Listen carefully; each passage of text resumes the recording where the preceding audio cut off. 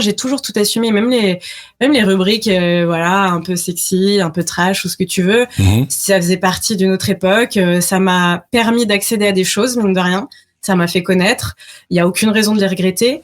Et puis, ok, peut-être qu'aujourd'hui ça passerait plus, mais à l'époque ça passait très bien. Il y avait aucun commentaire négatif. Si on parle par exemple du Marion teste ton mec, parce que je pense que c'est ce que les gens veulent évoquer. Aujourd'hui, je regarde les vidéos, je me dis oh là là là là, j'allais hyper loin, c'est chaud. Et puis voilà, les couples machin. Sauf Parce que ça continue à tourner sur les réseaux, évidemment. Ouais, alors déjà c'est compliqué pour moi par contre, parce que c'est vrai que ça fait quand même 15 ans que j'ai fait d'autres choses et j'aimerais qu'on s'intéresse aux autres choses que j'ai faites. Donc parfois les voir des utilisateurs les réutiliser, faire du buzz dessus, faire de l'argent dessus parfois, ça m'énerve un peu, ce qui m'a amené à faire un petit ménage, je vais pas te mentir, et que j'avais vraiment envie que ça arrête de tourner, parce que les gens parfois croient que je le fais encore, mine de rien, parce que bon, j'ai changé physiquement mais pas tant que ça.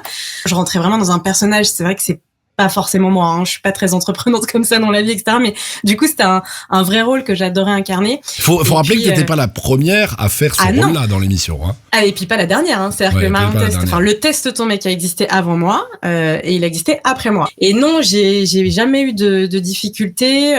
Les couples qui passaient, ils étaient jamais lâchés dans la nature, faut le savoir. Après, il y a quand même un suivi, voilà, on demande des autorisations pour utiliser leur image.